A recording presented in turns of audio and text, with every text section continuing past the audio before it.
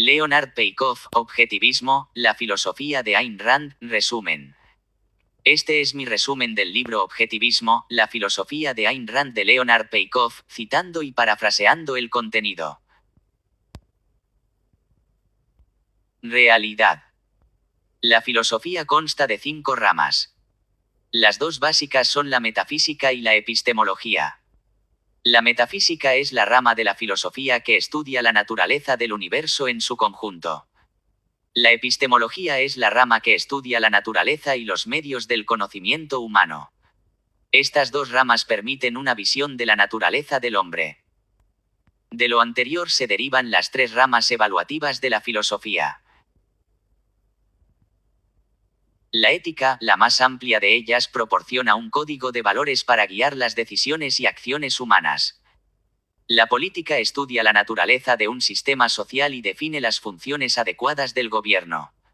La estética estudia la naturaleza del arte y define los estándares por los cuales se debe juzgar una obra de arte. Existencia, conciencia e identidad como axiomas básicos. Comenzamos con el hecho irreductible y el concepto de la existencia, aquello que es. El lector ya ha comprendido el primer axioma de la filosofía.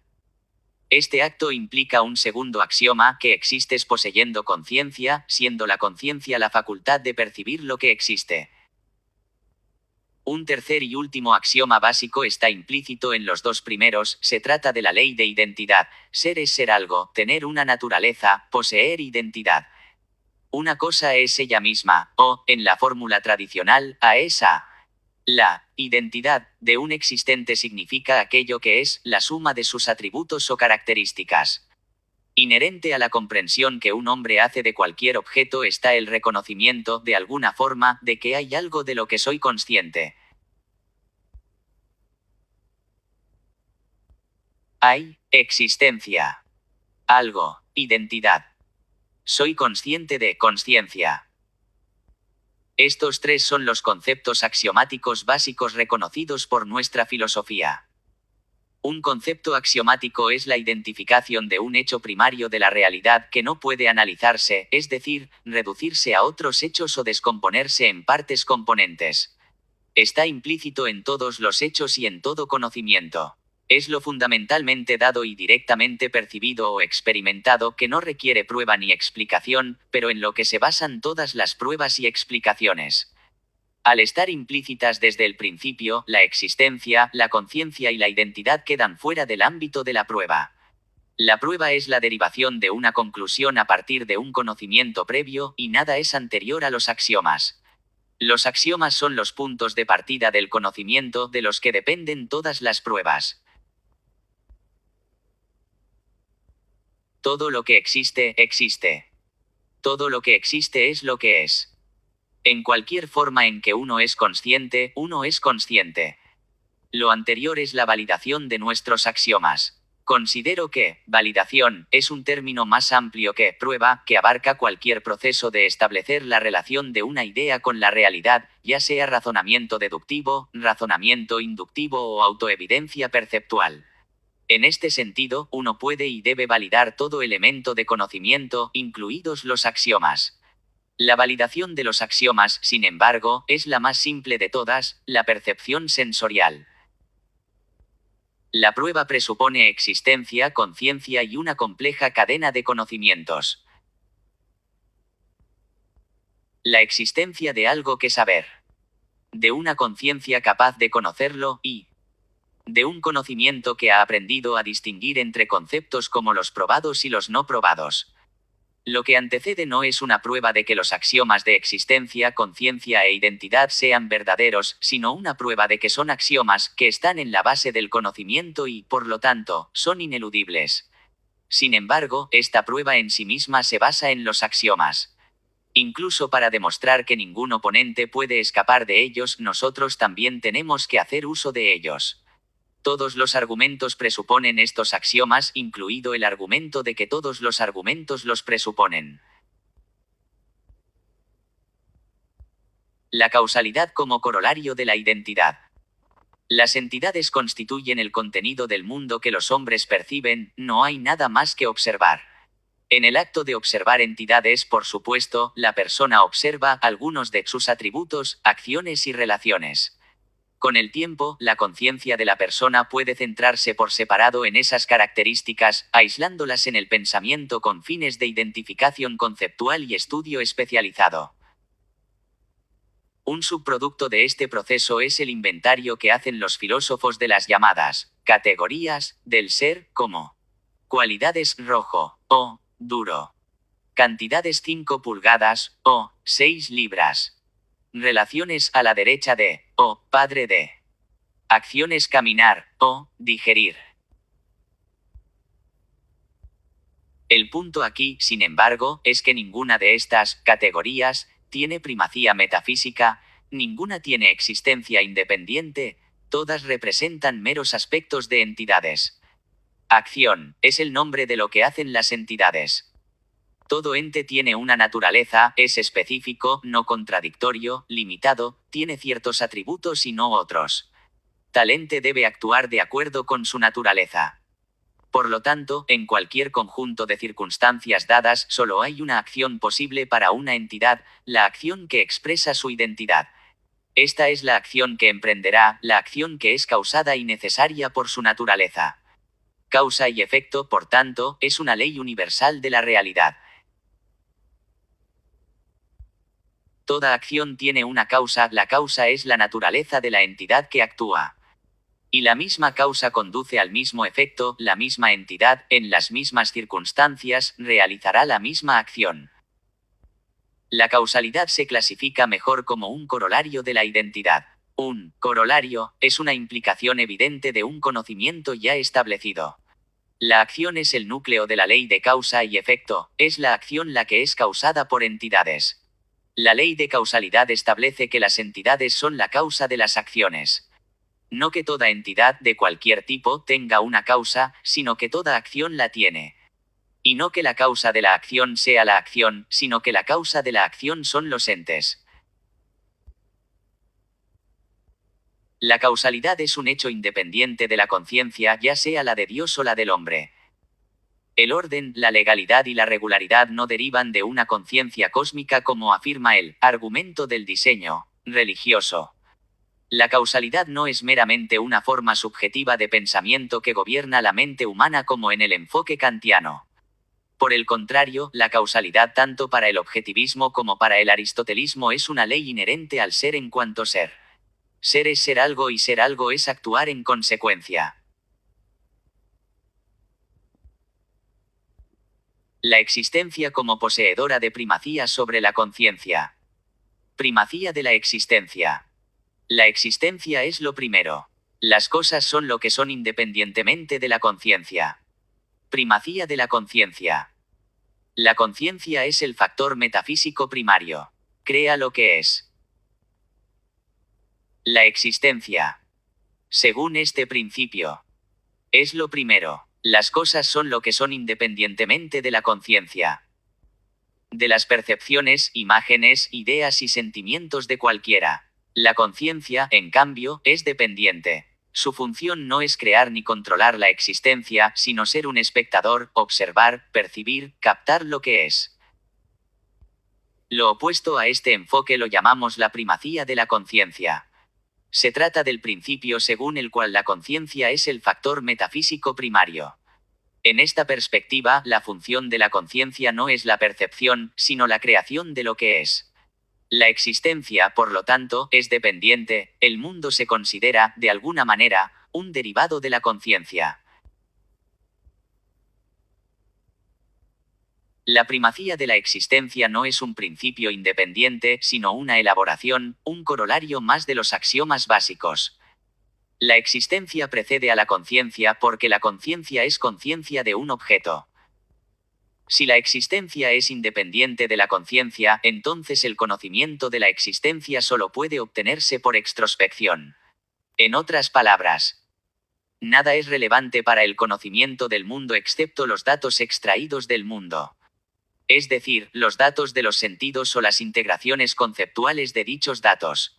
La introspección, por supuesto, es necesaria y adecuada como medio para captar los contenidos o procesos de la conciencia, pero no es un medio de conocimiento externo.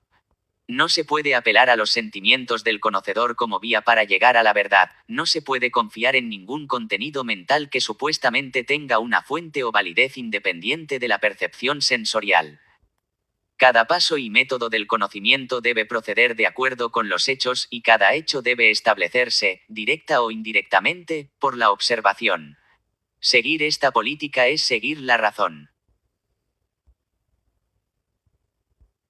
En lo que se refiere a los fundamentos, no hay diferencia alguna si se interpreta la existencia como subordinada a la conciencia de Dios, de los hombres o de uno mismo.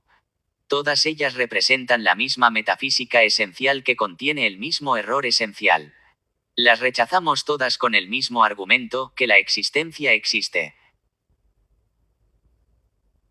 Lo metafísicamente dado como absoluto. La creatividad es el poder de reorganizar las combinaciones de elementos naturales. La naturaleza, para ser dominada, debe ser obedecida, de Francis Bacon. La creatividad del hombre no es, pues, un desafío al absolutismo de la realidad, sino todo lo contrario. Para triunfar, sus acciones deben ajustarse a lo metafísicamente dado. El pensador que acepta el absolutismo de lo metafísicamente dado reconoce que es su responsabilidad adaptarse al universo, no al revés. Cuando los hombres esperan que la realidad se ajuste a sus deseos simplemente porque es su deseo, están condenados a una decepción metafísica. Esto los lleva a la dicotomía. Mi sueño versus la realidad que lo frustra. O lo interior versus lo exterior. O valor versus hecho. O lo moral versus lo práctico.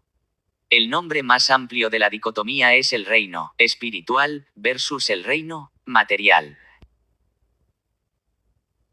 Idealismo y materialismo como rechazo de axiomas básicos. Idealismo. Objetivismo. La realidad es una dimensión espiritual que trasciende la naturaleza. Defienden la naturaleza pero niegan la eficacia de la conciencia. La conciencia es una parte útil de la naturaleza. Conciencia, no ciencia. Ciencia, no conciencia. Ciencia y conciencia. Calidad en la mente. Calidad en el objeto. Cualidad del objeto tal como lo percibe la mente. Platón, Plotino, Agustín, Hegel. Demócrito, Hobbes, Marx, Skinner. Aristóteles, Ayn Rand.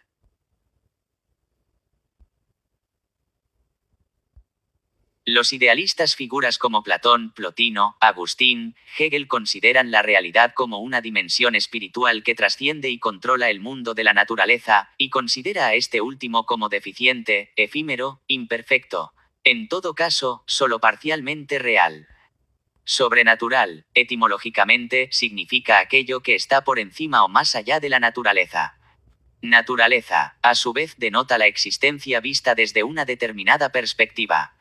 La naturaleza es la existencia considerada como un sistema de entidades interconectadas regidas por leyes, es el universo de entidades que actúan e interactúan de acuerdo con sus identidades. ¿Qué es entonces una supernaturaleza? Tendría que ser una forma de existencia más allá de la existencia, una cosa más allá de las entidades, un algo más allá de la identidad. Si uno quiere postular un reino sobrenatural, debe apartarse de la razón, evitar las pruebas, prescindir de las definiciones y confiar en cambio en la fe. Abogamos por la razón como único medio de conocimiento del hombre y, por tanto, no aceptamos a Dios ni ninguna variante de lo sobrenatural. Aceptamos la realidad y eso es todo. Esto no significa que seamos materialistas. Los materialistas hombres como Demócrito, Hobbes, Marx, Skinner defienden la naturaleza pero niegan la realidad o eficacia de la conciencia. La conciencia, en esta perspectiva, es un mito o un subproducto inútil del cerebro o de otros movimientos. En nuestros términos, esto equivale a defender la existencia sin conciencia. Es la negación de la facultad del hombre de conocer y, por lo tanto, de todo conocimiento. Los idealistas inventaron la falsa alternativa de la conciencia frente a la ciencia. Los materialistas simplemente se apropian de esta falsa alternativa y luego promueven la otra cara de la misma. Esto equivale a rechazar arbitrariamente la posibilidad de una visión naturalista de la conciencia. La conciencia es un atributo de las entidades percibidas aquí en la Tierra. Es una facultad que posee, en determinadas condiciones, un determinado grupo de organismos vivos. Es directamente observable por introspección. Tiene una naturaleza específica, incluidos órganos físicos específicos, y actúa en consecuencia, es decir, de manera legal. Tiene una función sustentadora de la vida, percibir los hechos de la naturaleza y, de ese modo, permitir que los organismos que la poseen actúen con éxito. En todo esto no hay nada antinatural ni sobrenatural. Percepción sensorial y volición. La epistemología es la ciencia que estudia la naturaleza y los medios del conocimiento humano. Dado que los conceptos son integraciones de datos perceptivos, no puede haber conceptos separados de la experiencia sensorial. Los temas de la percepción sensorial y de la volición constituyen lo que podríamos llamar la antesala de la epistemología. Los sentidos como necesariamente válidos. Sentido. Evidencia de existencia. Algo es. Sin error. Primera evidencia de similitudes y diferencias entre hormigones. Razón. Identificando. ¿Qué es? Posible error. Organizar, abstraer, clasificar, conceptualizar. La prueba consiste en reducir una idea a los datos proporcionados por los sentidos. La validez de los sentidos no es un axioma independiente, es un corolario del hecho de la conciencia. La tarea de los sentidos del hombre es proporcionarle la evidencia de la existencia, pero la tarea de identificarla corresponde a su razón. Sus sentidos solo le dicen que algo existe, pero su mente debe aprender qué es. Solo en relación con el qué, solo en el nivel conceptual de la conciencia surge la posibilidad de error.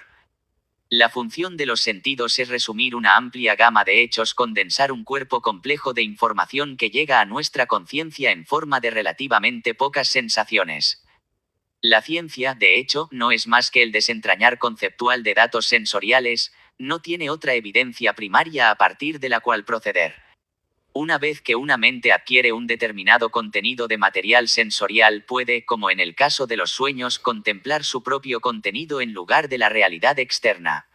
Esto no es en absoluto una percepción sensorial, sino un proceso de introspección que es posible gracias a que el individuo, a través de la percepción, adquirió primero algunos contenidos sensoriales. El papel de los sentidos es darnos el inicio del proceso cognitivo, la primera evidencia de la existencia, incluida la primera evidencia de semejanzas y diferencias entre los objetos concretos. Sobre esta base, organizamos nuestro material perceptivo, abstraemos, clasificamos, conceptualizamos. A partir de ahí, operamos en el nivel conceptual, haciendo inducciones, formulando teorías, analizando complejidades, integrando rangos cada vez mayores de datos. De este modo, descubrimos paso a paso las estructuras y leyes subyacentes de la realidad. Cualidades sensoriales como reales. Podemos distinguir la forma del objeto, pero esto no implica la subjetividad de la forma ni la invalidez de los sentidos. No se puede condenar una cosa como irreal por el hecho de que sea solamente un efecto, al que se le puede dar una explicación más profunda. No se subvierte la realidad de algo al explicarlo. La tradición dominante entre los filósofos ha definido solo dos posibilidades con respecto a las cualidades sensoriales: están en el objeto o en la mente. Una cualidad que deriva de una interacción entre objetos externos y el aparato perceptivo del hombre no pertenece a ninguna de estas categorías. No son objeto solo o perceptor solo, sino objeto tal como es percibido. La conciencia como posesión de identidad. El hecho de que la conciencia tenga identidad es evidente, es un ejemplo de la ley de identidad. Todo proceso de conocimiento implica dos elementos cruciales: el objeto de la cognición y los medios de la cognición. ¿Qué sé yo? ¿Cómo lo sé? Contrariamente a los escépticos de la historia, el hecho de que exista un medio no puede utilizarse para negar que el objeto del conocimiento sea la realidad. Contrariamente a los místicos, el hecho de que el objeto sea la realidad no puede utilizarse para negar que lo conozcamos por un medio humano específico. El nivel perceptual como lo dado. El primer estadio de la conciencia es el de la sensación. Una sensación es un estado irreductible de conciencia producido por la acción de un estímulo sobre un órgano sensorial. La razón por la que ves una entidad es que has experimentado muchos tipos de sensaciones de objetos similares en el pasado, y tu cerebro las ha retenido y las ha integrado. Las ha unido para formar un todo indivisible. Esta capacidad ejemplifica la segunda etapa de la conciencia, el nivel perceptivo. Una percepción es un conjunto de sensaciones retenidas e integradas automáticamente por el cerebro de un organismo vivo, lo que le da la capacidad de ser consciente, no de estímulos aislados, sino de entidades, de cosas. En lo que respecta a un tipo de integración más complejo que no realizamos automáticamente, la filosofía tiene muchos consejos que ofrecer. Me refiero a la integración de las percepciones en conceptos. Esto nos lleva al umbral del nivel conceptual de la conciencia y a la segunda cuestión que se plantea en la antesala de la epistemología, la abolición. La elección primaria como la elección de centrarse o no. Un curso de pensamiento o acción es libre si se selecciona entre dos o más cursos posibles dadas las circunstancias. En tal caso, la diferencia la marca la decisión del individuo que no tenía por qué ser la que es decir, que podría haber sido de otra manera. La libertad básica de elección del hombre es ejercitar o no su maquinaria cognitiva distintivamente humana, es decir, poner en movimiento o no su facultad conceptual. La elección es pensar o no pensar. Enfoque, en el ámbito conceptual designa una cualidad de alerta intencional en el estado mental de una persona. Enfoque, es el estado de una mente dirigida hacia un objetivo comprometida a alcanzar una conciencia plena de la realidad. Conciencia plena, no significa omnisciencia, sino la conciencia que puede alcanzar una persona que intenta comprender un objeto utilizando al máximo la evidencia, el conocimiento previo y las habilidades cognitivas de que dispone en ese momento. Enfocar la mente significa elevar el grado de conciencia. En esencia consiste en sacudirse el letargo mental y decidir utilizar la propia inteligencia. El estado de estar, en foco, en plena concentración significa la decisión de utilizar plenamente la propia inteligencia. Se considera concentración si sabes lo que está haciendo tu mente y por qué, y si estás listo para comenzar un proceso de pensamiento si algún suceso lo hiciera aconsejable.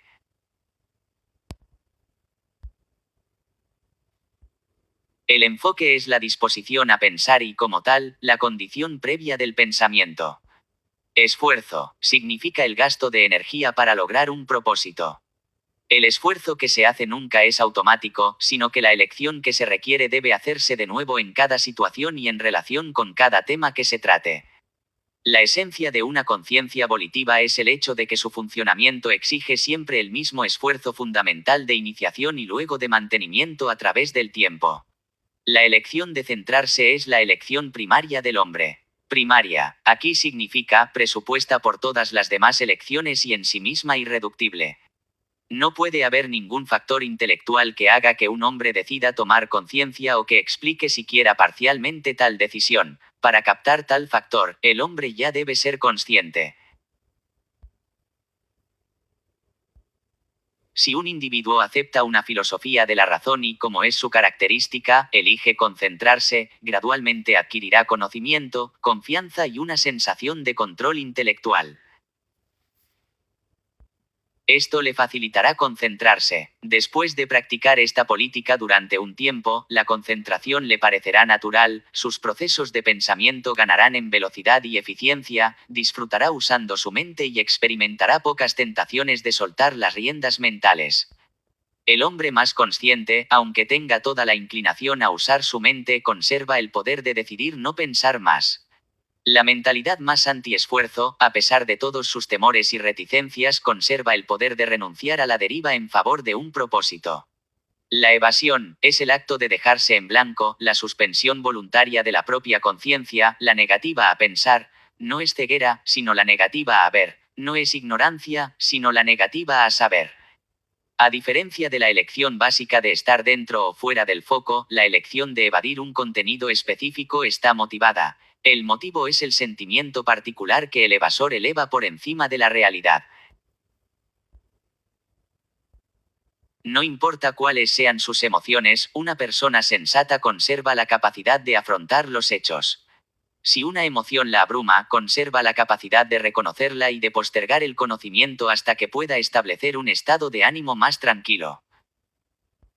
La evasión es el vicio que subyace a todos los demás vicios. Las acciones humanas, mentales y físicas como causadas y libres. Aparte de las respuestas involuntarias como los reflejos corporales, todas las acciones humanas, mentales y físicas, son elegidas por el actor.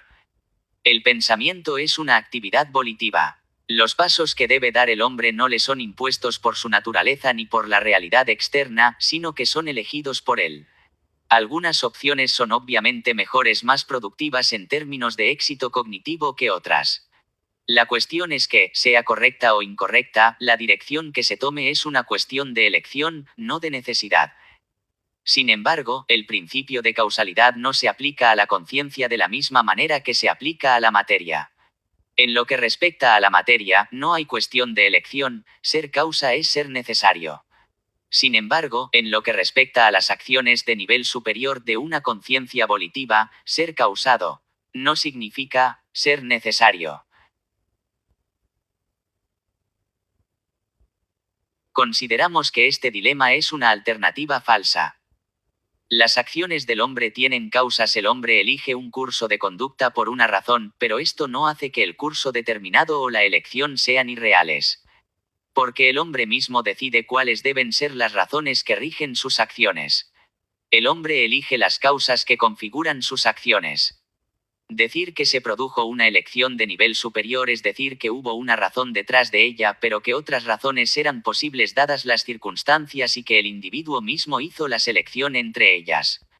Si un hombre elige la orientación hacia la realidad, las decisiones de nivel superior que tome estarán condicionadas por factores causales relevantes para un proceso de cognición. Si no elige la orientación hacia la realidad, el flujo de sus contenidos mentales estará condicionado por un tipo diferente de causa. En ambos casos habrá una razón que explique los pasos de su curso mental. Pero esto no implica determinismo porque la esencia de su libertad permanece inviolable. Esa esencia reside en la cuestión. ¿Qué clase de razón mueve a un hombre? ¿Ha elegido la orientación hacia la realidad o su opuesta? Concentración plena sostenida o ceguera autoinducida. Tal es la elección, en cada momento y cuestión, que controla todas nuestras decisiones y acciones posteriores. En lo que respecta a la acción, la elección del hombre que debe hacer en cada asunto es, actuar de acuerdo con sus valores o no. Actuar de acuerdo con los propios valores, en el sentido que aquí se aplica, es una responsabilidad compleja. Requiere que uno sepa lo que está haciendo y por qué. Tiene que asumir la disciplina de un propósito y de un rumbo a largo plazo, seleccionando una meta y luego persiguiéndola a través del tiempo frente a obstáculos y o distracciones. Requiere que uno preste atención a la jerarquía, a la importancia relativa de sus valores. Esto significa que uno tiene presente que algunos de sus valores son primarios o de urgencia inmediata, mientras que otros son subordinados o menos imperativos, y determina en consecuencia el tiempo y el esfuerzo que debe dedicar a una determinada actividad. De este modo, integra la actividad del momento en el contexto completo de sus otros objetivos, sopesando cursos alternativos y seleccionando el adecuado. Y exige que uno elija conscientemente los medios para alcanzar sus fines, haciendo pleno uso del conocimiento de que dispone. Todo esto es lo que implica actuar conforme a los propios valores, pero es precisamente eso lo que no es automático. La ley de causalidad por sí sola no afirma ni niega la realidad de una elección irreductible. Solo dice esto: si tal elección existe, también ella, como forma de acción, es realizada y necesaria por una entidad de una naturaleza específica. El contenido de la elección siempre podría haber ido en la dirección opuesta, la elección de centrarse podría haber sido la elección de no centrarse, y viceversa. Pero la acción en sí, el hecho de elegir como tal, en una dirección u otra, es inevitable. Puesto que el hombre es una entidad de un cierto tipo, puesto que su cerebro y su conciencia poseen una cierta identidad, debe actuar de una determinada manera.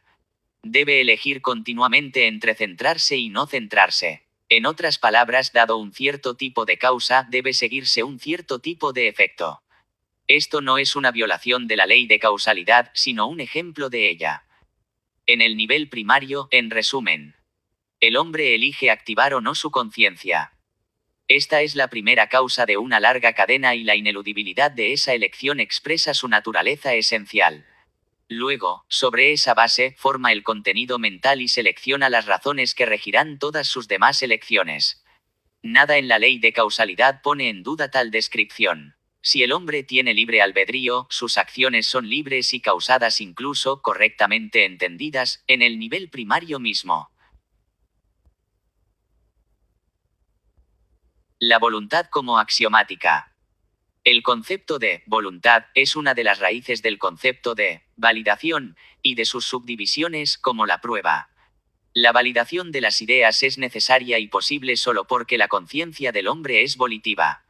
Esto se aplica a cualquier idea, incluida la defensa del libre albedrío. Pedir su prueba es presuponer la realidad del libre albedrío.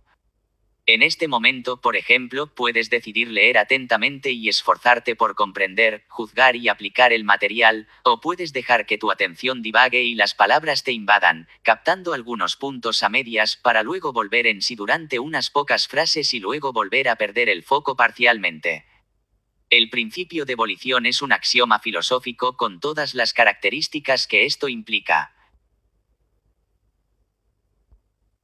Es primordial un punto de partida del conocimiento conceptual y del sujeto de la epistemología dirigir la propia conciencia, es decir, ser libre y saber, al menos implícitamente, que se lo es.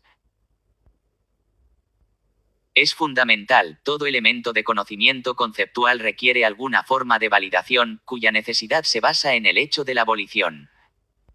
Es evidente. Y es ineludible, incluso sus enemigos tienen que aceptarlo y utilizarlo en el proceso de cualquier intento de negarlo. El hombre, más allá del nivel perceptivo, debe pensar para saber. Debe pensar de una manera orientada a la realidad y el compromiso de hacerlo, evidentemente, no es innato en él. La volición, por tanto, no es un principio filosófico independiente, sino un corolario del axioma de la conciencia. No toda conciencia tiene la facultad de volición, pero sí la tiene toda conciencia falible y conceptual. Así como hay que aceptar la existencia o la conciencia para negarlas, hay que aceptar la volición para negarlas. Un axioma filosófico no puede probarse porque es una de las bases de la prueba, pero por la misma razón tampoco puede eludirse. La voluntad no es algo que se oponga a la razón ni que se añada a ella. La facultad de la razón es la facultad de la voluntad. Esta teoría permite por primera vez validar objetivamente el principio de la voluntad y lo libera de una vez por todas de las garras de la religión. Formación de conceptos. Para el hombre, el material sensorial es solo el primer paso del conocimiento, la fuente básica de información. Hasta que no haya conceptualizado esa información, no puede hacer nada con ella cognitivamente ni actuar en consecuencia. El conocimiento y la acción humanos son fenómenos conceptuales. Diferenciación e integración como medios para una perspectiva unitaria. Una vez que los seres humanos han comprendido la identidad de entidades particulares, pueden dar un paso más y comprender las relaciones entre esas entidades al comprender las similitudes y diferencias de sus identidades. Ahora también considera que los objetos están relacionados por sus semejanzas. Usted comprende esta entidad como miembro de un grupo de miembros similares. Una unidad es un existente considerado como un miembro separado de un grupo de dos o más miembros similares. Así, el concepto de unidad es un puente entre la metafísica y la epistemología. Las unidades no existen en cuanto a unidades, lo que existen son cosas, pero las unidades son cosas vistas por una conciencia en determinadas relaciones existentes. La diferenciación es el proceso de captar las diferencias, es decir, de distinguir uno o más objetos de conciencia de los demás. Integración es el proceso de unir elementos en un todo inseparable. Comenzamos la formación de un concepto aislando un grupo de elementos concretos. Lo hacemos sobre la base de las semejanzas observadas que distinguen a estos elementos concretos del resto de nuestro campo perceptual. Las semejanzas que hacen posible nuestras primeras diferenciaciones son observadas, están disponibles para nuestros sentidos sin necesidad de conocimiento conceptual. En una etapa superior del desarrollo, los conceptos son a menudo necesarios para identificar semejanzas, por ejemplo, entre dos filosofías o dos sistemas políticos. Pero las semejanzas tempranas se dan perceptualmente tanto para ciertos animales como para los hombres. La integración de las percepciones es el proceso de combinar todas las percepciones relevantes, por ejemplo, nuestras percepciones de mesas, en un todo inseparable. Ese todo es una entidad nueva, una entidad mental, el concepto, mesa, que funciona en nuestra conciencia a partir de entonces como una unidad única y duradera. Esta entidad representa un número ilimitado de casos concretos, incluidos innumerables casos no observados. Subsume todos los casos que pertenecen al grupo, pasados, presentes y futuros. La herramienta que hace posible este tipo de integración es el lenguaje.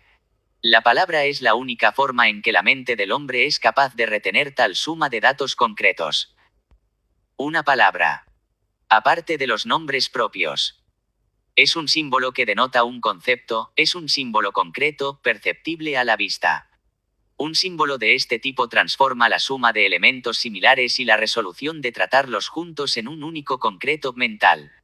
El lenguaje es un código de símbolos visuales y auditivos que cumple la función de convertir conceptos en el equivalente mental de lo concreto. Misticismo. Los referentes de los conceptos no existen en este mundo, sino en un cielo platónico. La revelación es superior a la ciencia. Escepticismo. Los conceptos no tienen base objetiva en ningún mundo, sino que son construcciones arbitrarias. Objetivismo. Los conceptos son integraciones objetivas de datos perceptuales, no puede haber conceptos separados de la experiencia sensorial.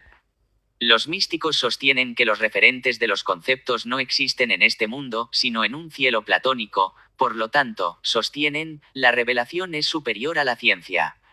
Los escépticos sostienen que los conceptos no tienen una base objetiva en ningún mundo, sino que son construcciones arbitrarias, lo que hace que todo el conocimiento humano sea arbitrario y subjetivo. La formación de conceptos como proceso matemático. Medición es la identificación de una relación cuantitativa establecida por medio de un estándar que sirve como unidad.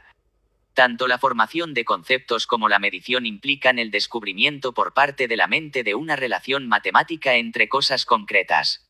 Los elementos concretos semejantes que integran un concepto difieren entre sí solo cuantitativamente, solo en las medidas de sus características.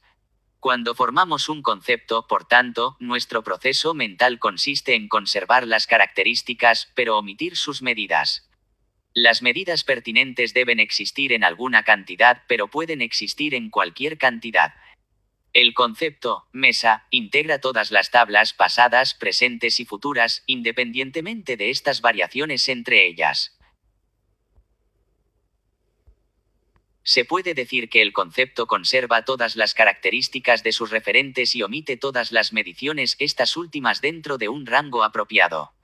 Este principio se aplica incluso a características desconocidas en una etapa dada del desarrollo.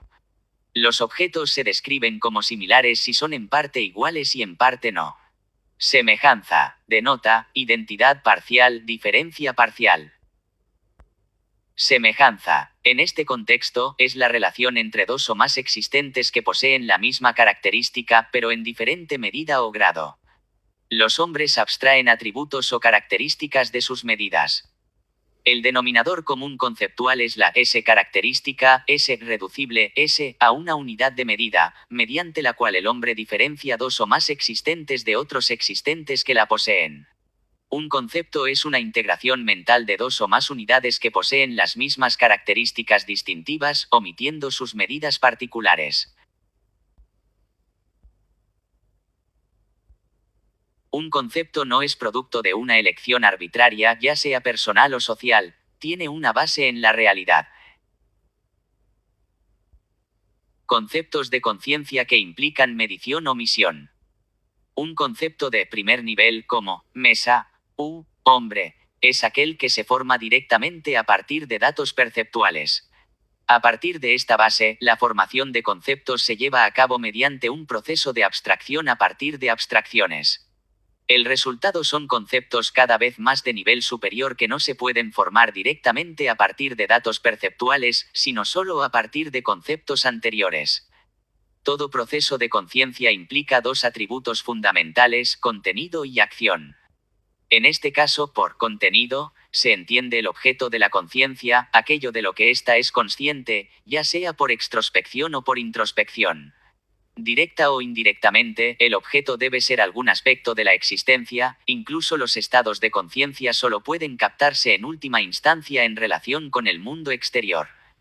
Acción, significa aquí la acción de la conciencia en relación con su contenido como pensar, recordar, imaginar. La conciencia, como sabemos, no es un estado pasivo, sino un proceso de actividad continua. Un concepto relativo a la conciencia es una integración mental de dos o más instancias de un proceso psicológico que poseen las mismas características distintivas, omitiendo los contenidos particulares y las medidas de la intensidad de la acción, según el principio de que estas medidas omitidas deben existir en alguna cantidad, pero pueden existir en cualquier cantidad, es decir, un proceso psicológico dado debe poseer algún contenido y algún grado de intensidad, pero puede poseer cualquier contenido o grado de la categoría apropiada. La definición como paso final en la formación de conceptos. Esta es la función básica de una definición, distinguir un concepto de todos los demás conceptos y así mantener sus unidades diferenciadas de todos los demás existentes.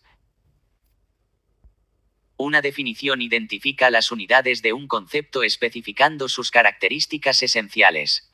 Las características esenciales son las características fundamentales que hacen que las unidades sean el tipo de existencia que son y las diferencian de todas las demás existencias conocidas.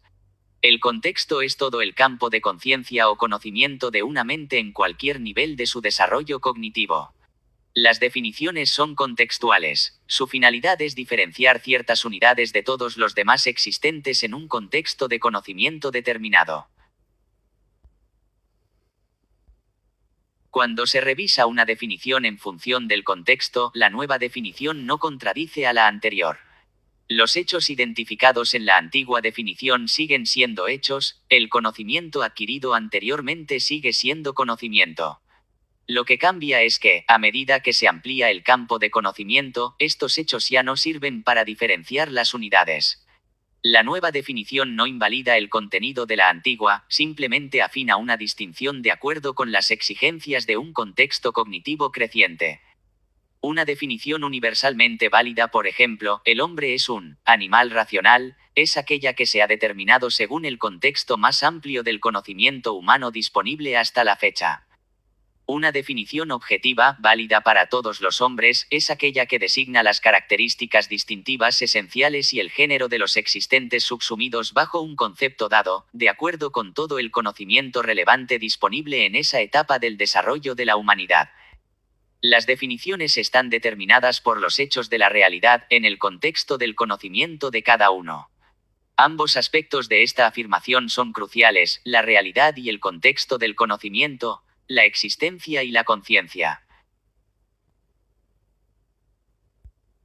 La definición debe indicar entonces la característica que distingue de manera más significativa a las unidades. Debe indicar la fundamental. En este caso, por fundamental, se entiende la característica responsable de todas las demás características distintivas de las unidades, o al menos de un mayor número de ellas que cualquier otra característica. Un concepto no es intercambiable con su definición, ni siquiera si la definición, gracias al trabajo de otros hombres, resulta ser correcta. Un concepto designa existentes, incluyendo todas sus características, sean definitorias o no. Las diferentes definiciones de un concepto en diferentes contextos solo son posibles porque el concepto no significa su definición, sino sus unidades. Es de vital importancia comprender el hecho de que un concepto es una clasificación abierta, que incluye las características aún por descubrir de un grupo dado de seres existentes. Dado que los conceptos representan un sistema de clasificación cognitiva, un concepto dado sirve, hablando metafóricamente, como una carpeta de archivos en la que la mente del hombre archiva su conocimiento de los existentes que incluye. Conceptos como instrumentos para lograr economías unitarias. Una palabra vale más que 1000 imágenes. La conceptualización es un método para expandir la conciencia del hombre mediante la reducción del número de unidades de su contenido, un medio sistemático para una integración ilimitada de datos complejos. El concepto condensa sus referentes, los reduce a una sola unidad mental, la definición condensa entonces sus características conocidas, las reduce a un solo enunciado. Los conceptos satisfacen una necesidad de la mente humana, pero lo hacen porque no son invenciones subjetivas, porque corresponden a la realidad. Aquí también son decisivos dos elementos, la mente y la realidad, la conciencia y la existencia. Objetividad. La epistemología es necesaria para fines prácticos como guía al hombre en el uso adecuado de su facultad conceptual. El pensamiento, para ser válido, debe adherirse a la realidad. Los conceptos como objetivos. Si se elimina el mecanismo de la conciencia humana, se elimina el reino de los conceptos, de los universales y de las abstracciones. Los elementos concretos que existen, los objetos de la percepción, seguirían existiendo como elementos concretos, pero la perspectiva que los considera como unidades desaparecería. Representan la realidad tal como la procesa la conciencia humana volitiva. Este es el estado que describimos como objetivo. La objetividad como adhesión voluntaria a la realidad por el método de la lógica. Ser objetivo en las actividades conceptuales es adherirse voluntariamente a la realidad siguiendo ciertas reglas del método, un método basado en hechos y apropiado a la forma de cognición del hombre. La lógica es el método de la conciencia volitiva para adaptarse a la realidad. Es el método de la razón. La lógica es el arte de la identificación no contradictoria. La existencia es identidad, la conciencia es identificación. Una contradicción es una negación de la identidad y, por tanto, de la realidad. Ser y no al mismo tiempo y en el mismo sentido es no ser nada. Siempre que uno pasa mediante un proceso volitivo de unos datos conocidos a un nuevo conocimiento aparentemente basado en esos datos, la pregunta dominante debe ser, ¿puede el nuevo conocimiento integrarse sin contradicción en la suma de los conocimientos propios?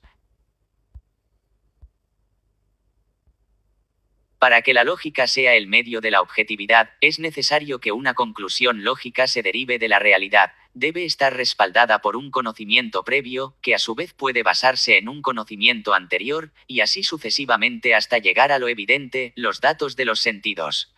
Este tipo de cadena y nada menos es lo que necesitamos como prueba de una idea.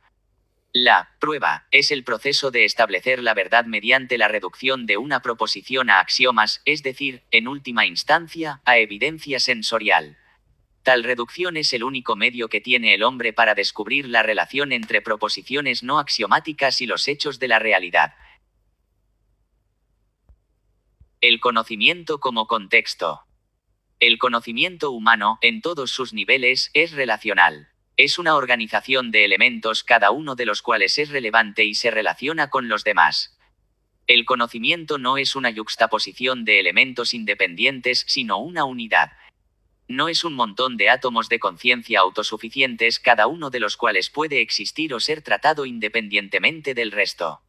Por el contrario, el conocimiento en cada etapa es un total, una suma, un todo único. Metafísicamente, solo existe un universo. Esto significa que todo en la realidad está interconectado. Cada entidad está relacionada de alguna manera con las demás, cada una de ellas afecta y es afectada de algún modo por las demás. Nada es un hecho completamente aislado, sin causas ni efectos, ningún aspecto del total puede existir en última instancia separado del total. Por lo tanto, el conocimiento que busca captar la realidad también debe ser un total. Sus elementos deben estar interconectados para formar un todo unificado que refleje el todo que es el universo. ¿Cuál es el contexto completo de una idea? Todo lo que se conoce en esa etapa de desarrollo, la suma de los conocimientos disponibles. El hombre debe trabajar para integrar una nueva idea. Como la conciencia conceptual es un mecanismo integrador, exige la integración de todos sus contenidos. Paso a paso, el hombre debe relacionar un nuevo tema con sus ideas previas. En la medida de sus conocimientos debe buscar aspectos, presuposiciones, implicaciones y aplicaciones de la nueva idea que tengan relación con sus puntos de vista anteriores en cualquier campo y debe identificar explícitamente las relaciones lógicas que descubra. Si encuentra una contradicción en alguna parte, debe eliminarla. A juzgar sobre la base de la evidencia disponible, debe enmendar sus puntos de vista anteriores o rechazar la nueva afirmación. Cada nueva idea que leas en estas páginas debería representar el comienzo, no el final, de un proceso de pensamiento. Si la idea suena razonable, deberías dedicarle no solo un gesto de aprobación, sino horas de asiduo trabajo mental. Por ejemplo, supongamos que, habiendo aceptado la ética altruista, escuchas nuestra teoría del egoísmo y te resulta atractiva. Debes preguntarte: ¿qué argumentos, si los hubiera, tenía para sustentar mi opinión anterior? ¿Puedo responderlos? ¿Qué argumentos se ofrecen a favor de la postura objetivista? ¿Son válidos? Si te decides por el egoísmo, debes rechazar explícitamente el altruismo, junto con todas las premisas que te llevaron a él y todas las conclusiones a las que conduce, en la medida en que puedas seguir las pistas. Si aceptaste el altruismo como la palabra de Dios, por ejemplo, pregúntate: ¿qué efecto tiene mi nueva ética en mi visión de las bases de la ética? ¿Qué efectos tiene esto sobre otras ideas que he aceptado como palabra de Dios, por ejemplo, en lo que respecta al aborto, el sexo, la evolución? ¿Qué implica todo esto para la creencia en la revelación divina o en Dios? ¿Qué filosofía tiene mejores argumentos, el teísmo o el ateísmo? El pensamiento es identificación e integración, la pregunta de ¿qué? Y luego, ¿y qué? ¿Cuál es el nuevo hecho o afirmación? ¿Qué implica esto para el resto de mis creencias? La compartimentación es una forma impropia de especialización. Consiste no solo en especializarse, sino en considerar la especialidad propia como un feudo disociado, sin relación con el resto del conocimiento humano. Pero, en realidad, todo el conocimiento está interconectado. Dado que la filosofía es la ciencia que se ocupa de las abstracciones más amplias, solo ella puede actuar como el integrador último del conocimiento humano. Si usted se vale del poder de una epistemología racional, no tendrá que temer a nuevos datos ni a nuevas ideas. Cuanto más aprendes, si lo aprendes correctamente, más claro te vuelves y más sabes. El conocimiento como jerarquía. Un concepto de primer nivel es aquel que se forma directamente a partir de datos perceptuales sin necesidad de una conceptualización previa. Los conceptos de nivel superior, en cambio, representan una cognición relativamente avanzada. No pueden formarse directamente a partir de datos perceptuales, sino que presuponen conceptos anteriores. Los elementos cognitivos difieren en un aspecto crucial, su distancia respecto del nivel perceptivo. El conocimiento, por tanto, tiene una estructura jerárquica. Jerarquía, en general, como indica el Oxford English Dictionary, significa un conjunto de personas o cosas clasificadas en grados, órdenes o clases, unas sobre otras. Una jerarquía del conocimiento significa un conjunto de conceptos y conclusiones clasificados en orden de dependencia lógica, unos sobre otros, según la distancia de cada elemento respecto de la base de la estructura. La base son los datos perceptivos con los que comienza la cognición. Un elemento de nivel superior depende de la comprensión de una serie de elementos anteriores, pero esa serie no tiene por qué ser única en cuanto a su contenido. Dentro de la estructura general requerida puede haber muchas alternativas en cuanto a los detalles. La responsabilidad epistemológica que impone al hombre el hecho de que el conocimiento sea contextual es la necesidad de integración. La responsabilidad que impone el hecho de que el conocimiento sea jerárquico es la necesidad de reducción. La reducción es el medio de conectar un conocimiento avanzado con la realidad viajando hacia atrás a través de la estructura jerárquica involucrada, es decir, en el orden inverso al requerido para llegar al conocimiento. Reducción es el proceso de identificar en secuencia lógica los pasos intermedios que relacionan un elemento cognitivo con los datos perceptivos. Los hombres tienen que elegir entre propósitos por medio de sus valores, hecho que genera ciertos tipos de estimaciones y emociones mutuas, incluyendo la estima y el afecto, que hacen posible un cierto tipo de relación humana, la amistad. La falacia del concepto robado consiste en utilizar un concepto de nivel superior negando o ignorando sus raíces jerárquicas, es decir, uno o más de los conceptos anteriores de los que depende lógicamente. La razón por la que los conceptos robados son tan comunes es que la mayoría de las personas y la mayoría de los filósofos no tienen idea de las raíces de un concepto.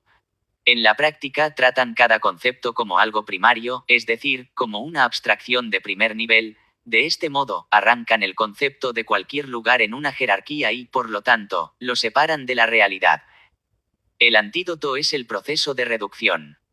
La prueba de que un concepto no es válido es el hecho de que no puede reducirse al nivel perceptivo. También las proposiciones, si no son axiomáticas, deben ser devueltas paso a paso al nivel perceptivo.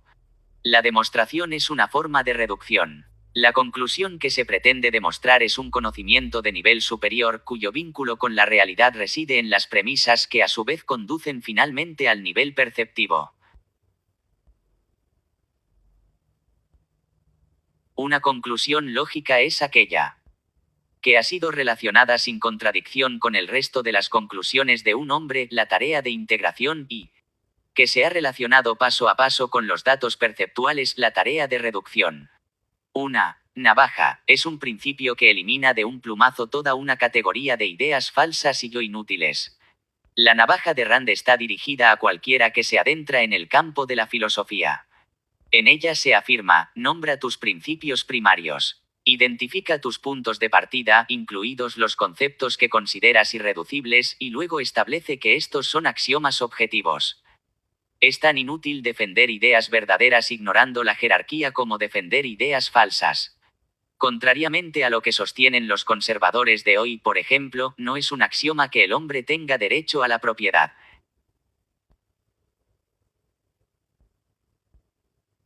El derecho a la propiedad es una consecuencia del derecho del hombre a la vida. Derecho que solo podemos establecer si conocemos la naturaleza y el valor de la vida del hombre. Esta conclusión presupone, entre otras cosas, que son posibles juicios de valor objetivos. Lo que presupone que el conocimiento objetivo es posible. Que depende de una determinada relación entre la mente del hombre y la realidad, es decir, entre la conciencia y la existencia. Cuando los pensadores basan sus teorías no en los hechos de la realidad, sino en las conclusiones no examinadas de sus predecesores, el resultado es un tipo de estructura intelectual singularmente repulsiva, no una jerarquía de conocimientos, sino de errores cada vez más retorcidos e insolubles. Intrinsicismo y subjetivismo como dos formas de rechazo a la objetividad. Intrinsicismo. Realismo platónico. Subjetivismo. Nominalismo escéptico. Los conceptos se refieren a universos de otros mundos. Cada existente es único, los conceptos son arbitrarios. Los universales son reales allá afuera. Los universales son nominales aquí. Conceptos que existen aparte de la conciencia. Conceptos en la conciencia aparte de la existencia. El conocimiento es la captación de un objeto a través de la absorción pasiva de revelaciones. El conocimiento es la creación de un objeto a través de los procesos internos activos del sujeto. Comienza pareciendo defender la realidad, pero termina defendiendo la primacía de una conciencia sobrenatural. Comienza defendiendo la primacía de la conciencia humana, pero termina concluyendo que o bien cada individuo crea su propio universo privado o bien los hechos son creación de un grupo. Influyó en la época medieval. Influyó en los 2 últimos siglos. Separar la lógica de las percepciones. Separar la lógica. Permanecer fiel a conceptos que chocan con la realidad. Permanecer fieles a las percepciones prescindiendo de los conceptos. La existencia por sí sola es el factor activo en la cognición, la conciencia no contribuye en nada. La conciencia por sí sola es el factor operativo en la cognición, la existencia es irrelevante. Objetivismo. El conocimiento es la comprensión de un objeto a través de un proceso activo basado en la realidad elegido por el sujeto. No hay conciencia sin existencia y no hay conocimiento de la existencia sin conciencia.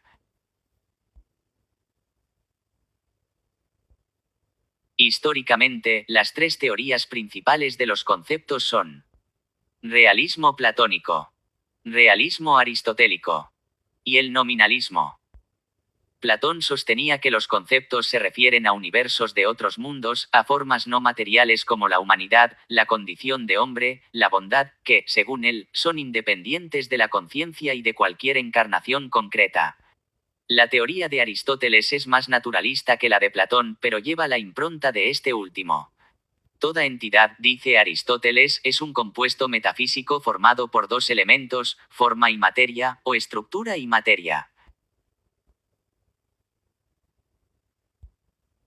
El nominalismo, desarrollado en gran medida por filósofos escépticos desde Protágoras hasta Hume, pasando por Dewey y Wittgenstein, considera que todo lo existente es único. No hay nada que sea igual entre los miembros de un grupo. No hay una base metafísica para las clasificaciones. El primer lado sostiene que los universales son reales allá afuera, el segundo, que son nominales aquí adentro, en el sentido de ser creaciones lingüísticas arbitrarias. En una concepción, los conceptos representan fenómenos de la existencia al margen de la conciencia. En la otra concepción, representan fenómenos de la conciencia al margen de la existencia. El primero de estos enfoques, en cualquiera de sus variantes, lo identificamos como intrínseco, el segundo, como subjetivismo. El enfoque objetivo de los conceptos conduce a la visión de que el conocimiento es la comprensión de un objeto a través de un proceso activo basado en la realidad elegido por el sujeto. El intrinsecismo conduce a la visión de que el conocimiento es la comprensión de un objeto a través de la absorción pasiva de revelaciones.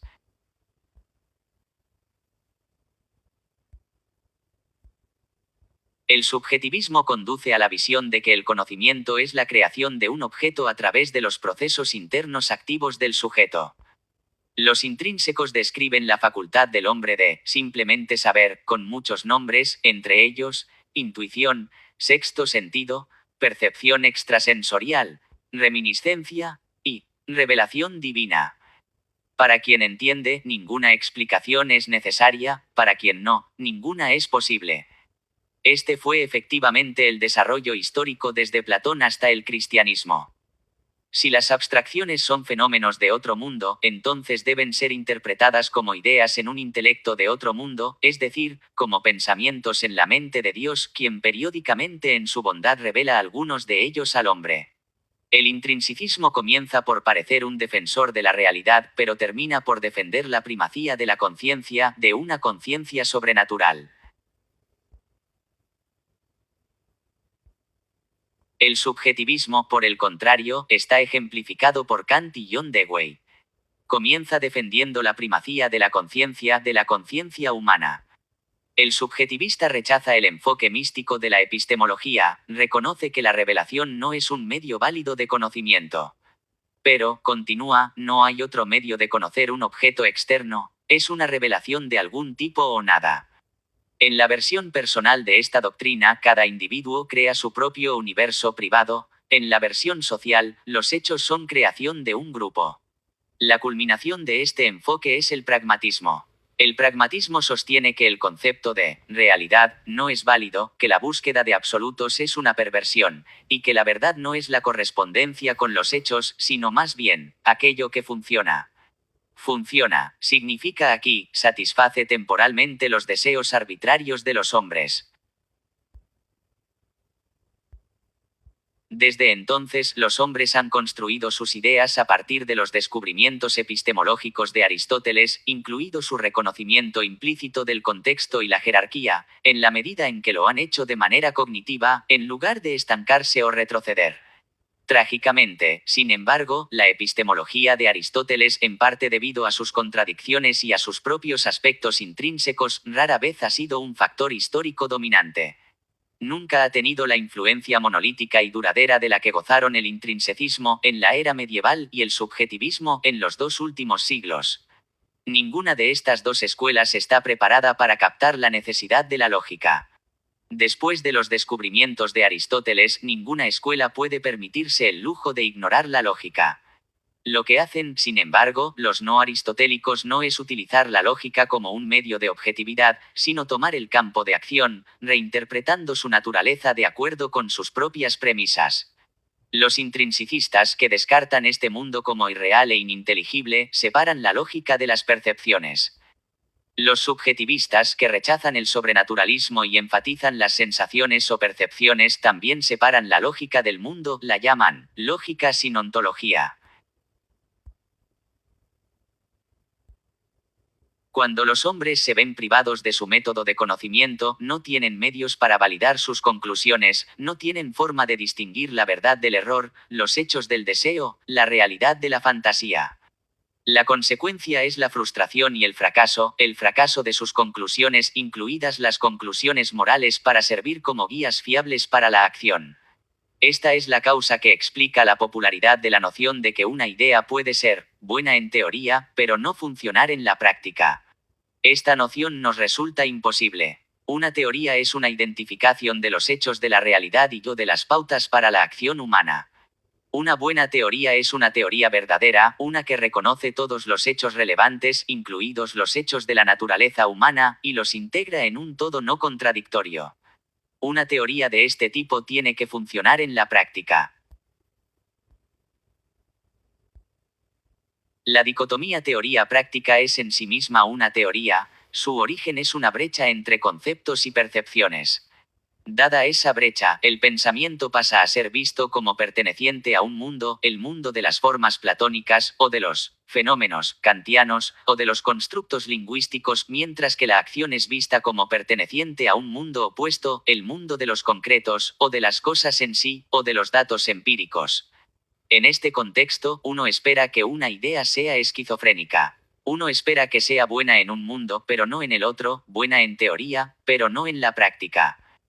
La consecuencia es ofrecer a la humanidad una elección monstruosa, practicar teorías que son impracticables, declaran estos teóricos, o descartar la teoría como algo superfluo e incluso una amenaza. Esto significa permanecer fiel a conceptos que chocan con la realidad, o permanecer fiel a las percepciones prescindiendo de los conceptos. La primera es la elección intrínseca, la segunda es la elección subjetivista. Nadie se aparta de la realidad en el nivel perceptivo, solo puede hacerlo en el nivel volitivo y conceptual. La fuente primaria de la dicotomía mente-cuerpo y de todo el sufrimiento que ha causado desde Pitágoras hasta el presente es una visión falsa de la mente, es decir, de los conceptos. La solución es volver a los axiomas de la filosofía, la existencia y la conciencia, e identificar su relación real dentro de un proceso conceptual. La existencia por sí sola, dice el intrinsicista, es el factor activo de la cognición, la conciencia, en esencia, no aporta nada. Es meramente un receptáculo, un vacío que espera ser llenado. La conciencia por sí sola, dice el subjetivista, es el factor operativo de la cognición, la existencia, por ser irreal o incognoscible, es irrelevante. No hay conciencia sin existencia, ni conocimiento de la existencia sin conciencia. Razón.